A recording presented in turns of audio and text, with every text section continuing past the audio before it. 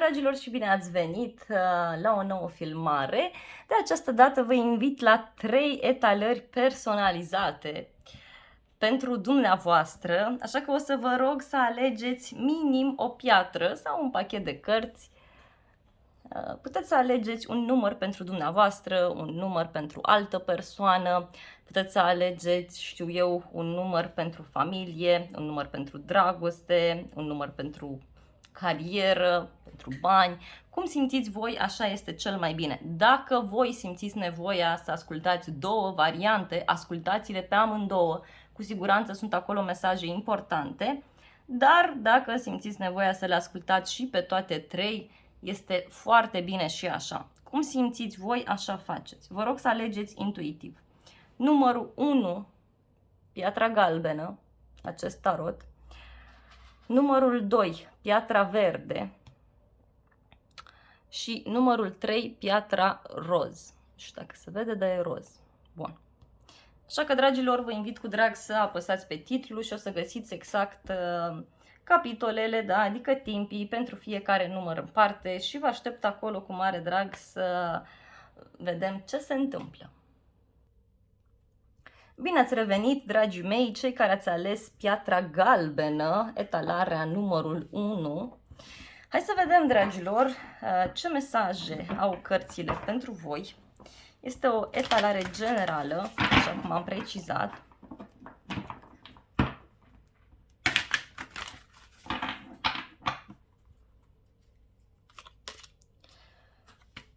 Voi sunteți ușor temători aici, poate vă este teamă să mai încercați odată în iubire, poate vă este teamă să mai încercați odată în relație.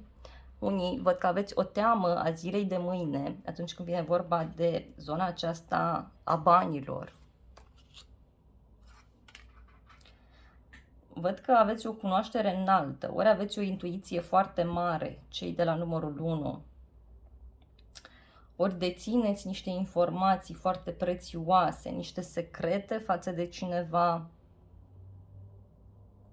Sau vă este teamă să nu se afle niște secrete.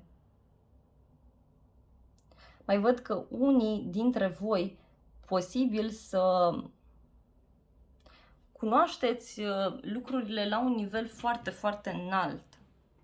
Ori un anumit domeniu de viață. Sau sunteți specialiști pe ceva anume, iarăși, alții dintre voi. Continuăm citirea. Sunteți o persoană foarte plină de viață, foarte pozitivă, mai ales dacă sunteți femeie, sunteți dornică să acționați în permanență și vă simțiți foarte, foarte bine atunci când vi se dă dreptate.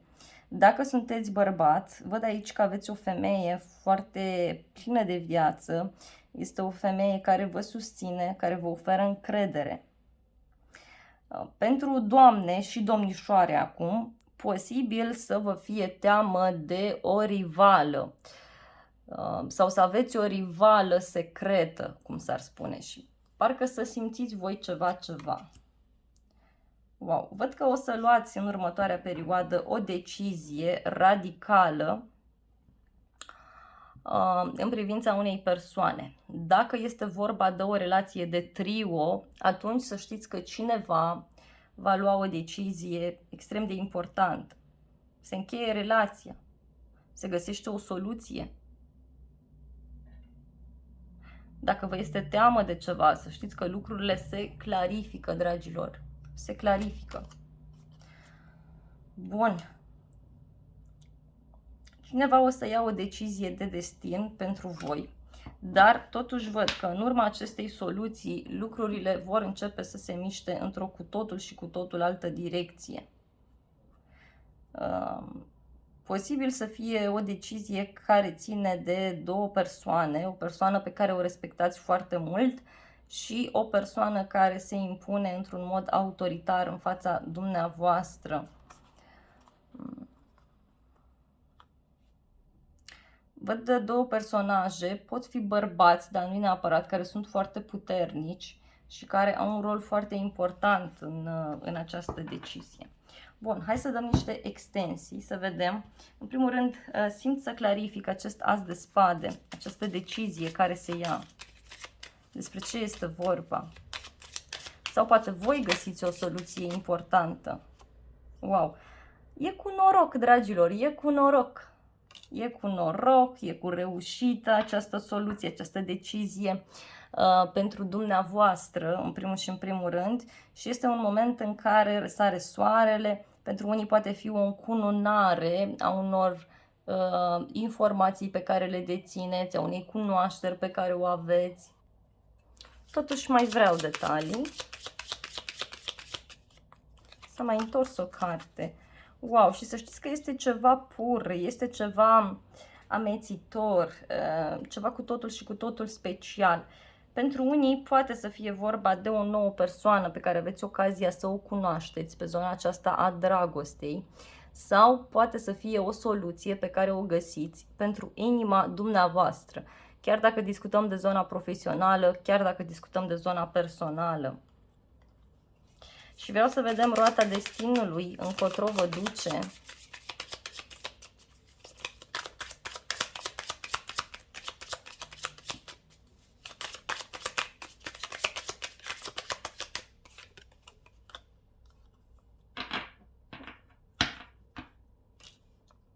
Vă duce pe drumul vostru. Vă duce pe drumul vostru. Voi erați la o răscruce de drumuri. Nu știați pe unde să mergeți. Acolo unde este inima voastră, acolo o să vă ducă. Unde visați voi când erați copii, acolo o să vă ducă. Pentru cei care sunteți într-o relație și pentru cei care vă doriți un copil, da, ar putea apărea și uitați că poate fi chiar o fată. Cine știe, unii poate auziți de un noroc mare pe care îl are un copil. E ca și cum vă simțiți ca reînviați la viață, ca renăscuți pentru alții dintre voi. Mai vreau o carte. Wow, dragilor, și este ceva ce o să dureze foarte frumos. A ieșit inelul. A ieșit inelul. Foarte frumos acest mesaj pentru voi. Și unii, posibil știu eu, să mergeți în următoarea perioadă, să stați mai mult în natură. Wow, dragilor, dar ați avut aici niște personaje care prea erau atât de plăcute. Să știți că o să auziți niște vești care țin de o distanță mare și aceste vești nu sunt chiar atât de pozitive. În schimb, voi sunteți protejați. E ca și cum a venit roata destinului și a învârtit lucrurile în așa fel încât pe voi v-a dus într-un punct înalt, într-un punct frumos, în care sunteți protejați, în care vă simțiți bine. Așa cum v-am spus, aveți o protecție aparte. Foarte frumoasă citirea voastră, dragilor. Eu vă mulțumesc frumos pentru vizionare. Vă mai invit la încă un număr. Dacă vreți să vizionați, vă îmbrățișez cu drag și vă doresc o zi sau o seară binecuvântată. Bine ați revenit, dragii mei, cei care ați ales piatra verde, numărul 2. Haideți să vedem ce mesaje au cărțile de tarot pentru dumneavoastră.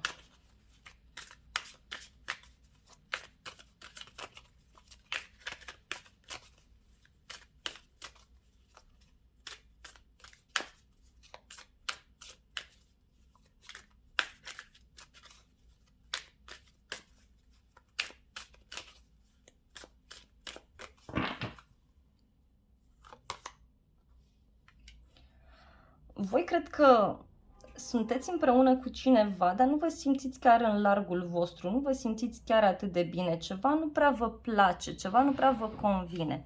Dacă sunteți femeie, să știți că acest bărbat este foarte mulțumit, foarte împlinit alături de dumneavoastră sau a fost în trecut. Dacă sunteți bărbat, văd că aveți aici o bucurie, o împlinire, o mulțumire. Poate pe zona dragostei, cine știe, însă dacă e așa, vedeți că această femeie nu este chiar atât de bucuroasă lângă voi pe cât credeți.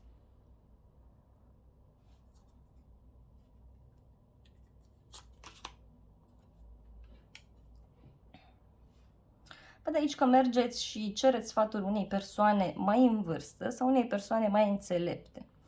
Unii posibil chiar să vă concentrați foarte mult pe ideea aceasta de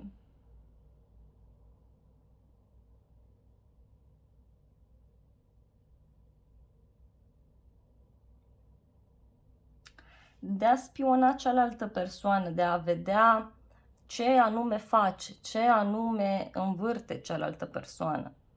Parcă încercați să aflați mai multe detalii. Totuși, voi văd că sunteți foarte înțelepți. Poate sunteți persoane mai muncitoare din fire, sunteți persoane sigure pe ele, persoane care știu ceea ce vor, care gândesc lucrurile încet și sigur. Poate să fie aici vorba de o iubire veche pentru alții. O iubire mai aparte, mai specială.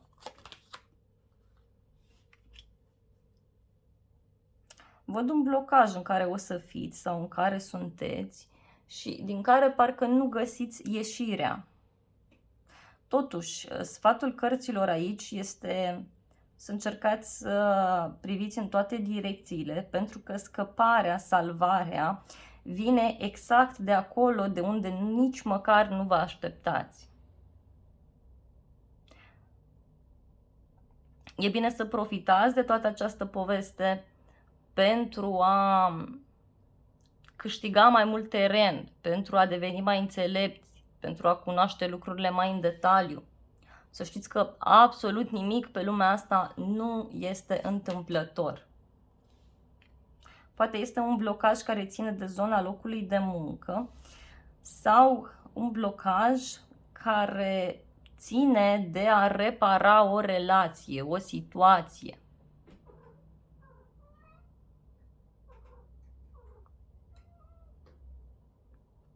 Vă văd atenți la detalii. A venit pisica. Deci vă absorbe mult din energiile negative. Wow, și voi aveți roata destinului. Dragilor, poate ar fi bine să ascultați și prima citire, pentru că și acolo tot cu roata destinului s-a finalizat. Deci poate este un semn pentru voi, cine știe. Poate ați fost atrași de numărul 1 și nu ați vizionat, așa că vă invit. Dar să știți că lucrurile într-o relație pe care voi vreți să o reparați sau ceva la care lucrați, să știți că vor merge într-o direcție de destin, într-o direcție specială. Și văd un succes, o reușită. Dacă e vorba de un blocaj într-o căsnicie, lucrurile se rezolvă, fără dar și poate. Dar printr-o transformare foarte mare. Pentru unii poate să fie vorba de un divorț, iarăși văd aici, posibil și acest aspect, însă e cu reușită pentru voi, e cu reușită. Hai să vedem, dragilor, mai departe, simt nevoia să dau extensii, să vedem eremitul ce vrea să ne spună.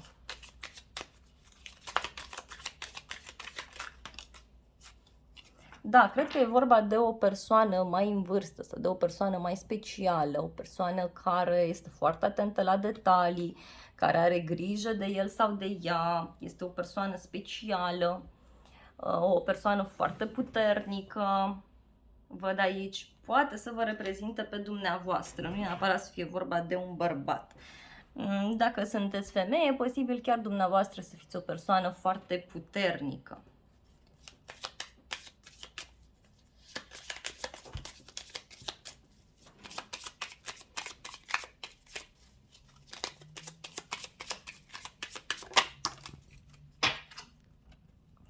Wow, este cineva care a prins rădăcini în viața voastră sau voi sunteți cei care sunteți foarte greu de pornit din loc, cum s-ar spune.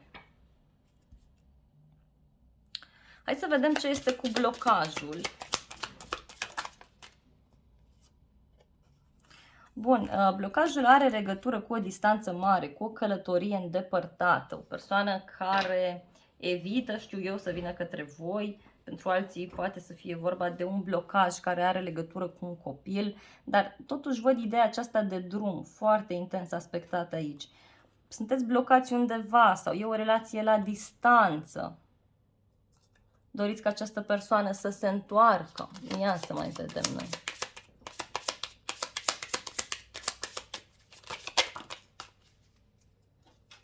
blocaj care ține de casa voastră. Sunteți blocați undeva departe de casă și suferiți acolo? Sunteți puțin supărați? Alții, nu știu, e ca și cum aici s-a așezat și pisica pe cărți. Asta este foarte bine, pentru că vă absorbe din energiile negative. Alții, așa cum spuneam, aveți un blocaj care ține de casa voastră, da? De niște bani, văd un final, da? Un final benefic și iarăși drumuri, schimbări mari, distanțe mari. Și hai să vedem la ce lucrați voi aici, la ce o să lucrați voi aici.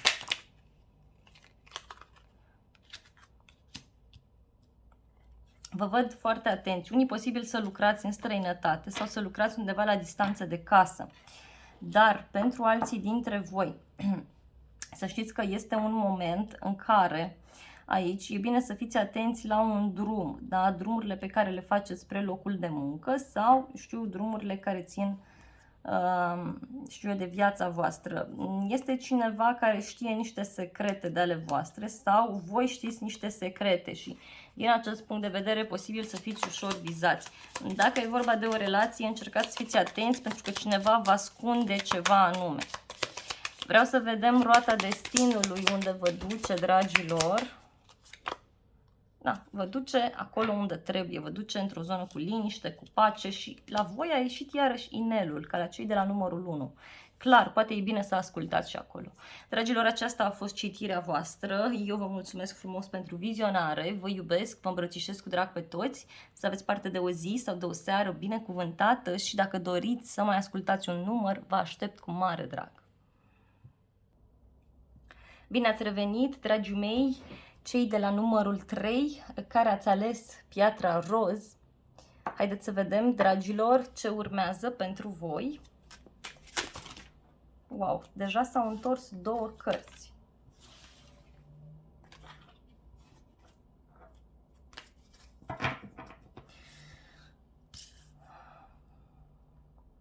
Aici cred că unii aveți de-a face în momentul de față cu o instituție sau așteptați un răspuns de undeva anume. Însă pentru cei mai mulți văd că sunteți persoane care vă respectați foarte mult, care aveți foarte multă grijă de voi. Sunteți foarte sensibili atunci când vine vorba de vorbele pe care le auziți, atunci când discutăm despre anumite tabieturi pe care voi le aveți, anumite obiceiuri. Sunteți o persoană foarte respectată și văd că aveți aici o relație mai specială. Poate fi o relație la nivel platonic, la nivel de respect foarte mult.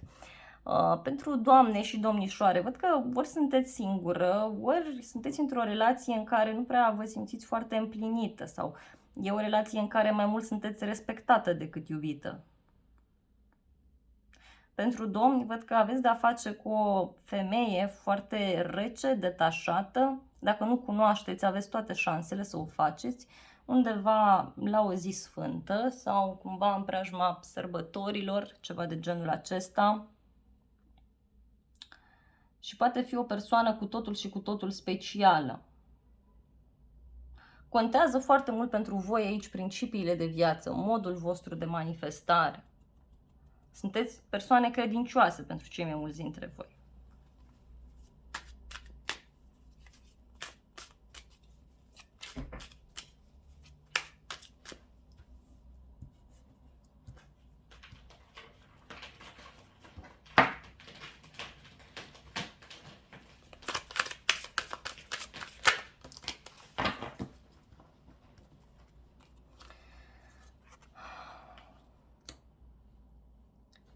Văd o persoană care stă foarte bine din punct de vedere financiar, o persoană care îi place confortul. Dacă așteptați un răspuns pentru a avansa din punct de vedere profesional, atunci acesta poate să fie pozitiv. Mai ales cu steaua aici și cu împărăteasa, deci pentru doamne și domnișoare. Pentru domni, văd o persoană pe care e posibil să o cunoașteți dacă n-ați făcut-o deja. E o persoană care, așa cum am spus, se respectă foarte mult, care se aranjează, este o persoană care ține foarte mult la zona aceasta materială. Iar pentru cei care aveți o speranță foarte mare în legătură cu o femeie, cu un copil, în legătură cu ceva ce costă mult, cu o avansare, să știți că lucrurile se rezolvă. Însă o să vă schimbe viața destul de mult. Alții văd că o să întâlniți o persoană foarte cunoscută, puternică, care vă poate ajuta extraordinar de mult să avansați, care ar putea să vă fie alături, dar prin ceva ce ține de tehnologie, de distanțe, de acte de caritate, de ce nu? Și apare un nou început pentru voi. Posibil inițial să vedeți dacă relația ar putea să funcționeze sau nu, ca în viitor lucrurile să înceapă să prindă contur. Însă este ceva cu totul și cu totul special pentru cei mai mulți dintre voi. Aveți la bază nebunul, iarăși, care vorbește de un nou început cu totul și cu totul special, o eliberare. Însă o să mai dureze, pentru că o să treceți la un moment dat printr-o perioadă de destin în care veți întâlni minim 3 persoane importante care vă vor schimba pe voi, pe dumneavoastră, adică la 180 de grade. Vă vor schimba convingerile de viață, modul de a vă manifesta. Și atunci viața văd că se schimbă la 180 de grade. Bineînțeles, pentru alții dintre voi poate să fie vorba și de o singură persoană. Este ceva la care nici măcar n-ați visat. Pentru doamne și domnișoare, văd că mai întâi posibil ori să avansați profesional sau să reușiți să rezolvați ceva cu niște bani, iar apoi văd că aveți ocazia ori să cunoașteți o persoană nouă, pentru cele care sunteți singure sau pentru cele care vă doriți să cunoașteți pe cineva, însă este o persoană la nivelul vostru. E ca și cum trebuie să mai urcați puțin o treaptă socială pentru a cunoaște această persoană. Pentru bărbați, voi puteți cunoaște o femeie importantă care vă poate ajuta, vă poate schimba tocmai pentru a urca pe o scară socială. Deci la voi este puțin diferit. Iar pentru cei care vă doriți un copil, cu siguranță aveți șanse. În primul rând vreau să clarific Marele Preot. Au sărit mai multe cărți, le voi lua pe toate în considerare. Poate fi o persoană de la voi din casă pe care o respectați mult și care poate fi plecată undeva la drum.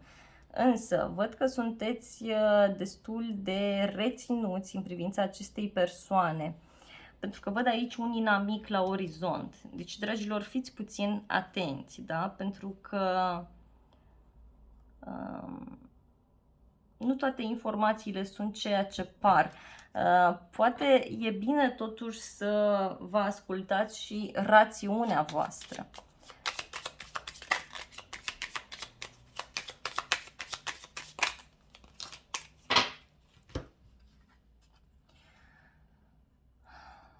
Pentru cei care așteptați un copil, o să fie lucrurile bune, chiar se pot rezolva. Totuși, văd aici că îmi apare iarăși o persoană care face drumuri îndepărtate, e o persoană specială, aparte, e o prietenă bună sau un prieten bun. Pentru bărbați, să știți că e o femeie care ori a mers prin străinătate, ori e o femeie care face drumuri lungi, o femeie care poate, știu eu, are de-a face cu ideea aceasta de copii, iarăși, pentru alții dintre voi. Și, wow, e o persoană care a fost rănită. Hai să vedem ce schimbări, la ce se referă steaua, ce schimbări apar, ce vă doriți voi atât de mult.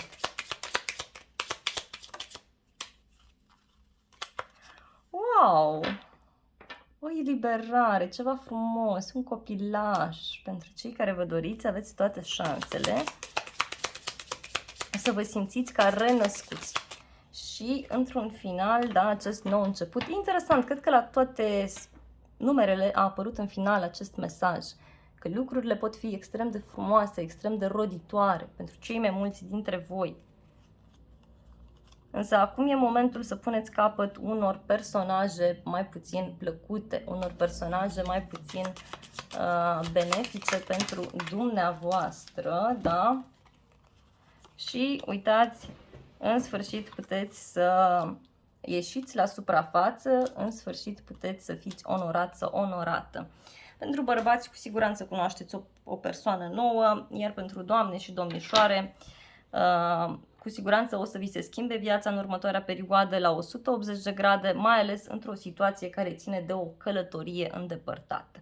Dragilor, aceasta a fost citirea voastră pentru cei de la numărul 3. Vă mulțumesc frumos pentru vizionare. Dacă simțiți să mai ascultați un număr, vă aștept cu mare, mare drag.